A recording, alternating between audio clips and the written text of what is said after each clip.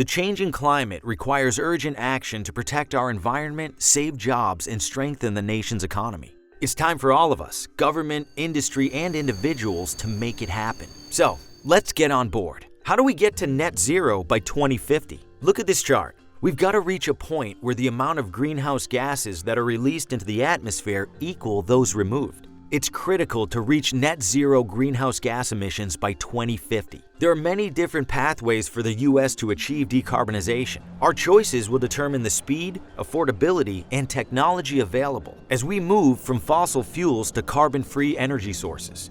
There are three key engines that the Bipartisan Policy Center's research shows can accelerate progress to our net zero goal by 2050. One of these is innovation. Investments in energy innovation can ensure that a diverse mix of clean technologies are commercially available to meet our net zero goals. Look around and you can see more and more new clean technologies such as renewables, advanced nuclear, and carbon capture. But innovation alone isn't enough to get us there by 2050. We also need incentives that encourage us to purchase clean technologies, like electric vehicle tax credits and rebates for energy-efficient appliances. These incentives could help us save up to $53 billion annually economy-wide. Speed is another factor, and our path to net zero could be slower or faster, depending on how quickly we approve permits to build these new technologies. Today, it takes way too long to approve permits for the construction of clean energy resources. Delays mean higher costs, as much as $900 billion. Updating the regulatory system will accelerate us towards net zero by 2050.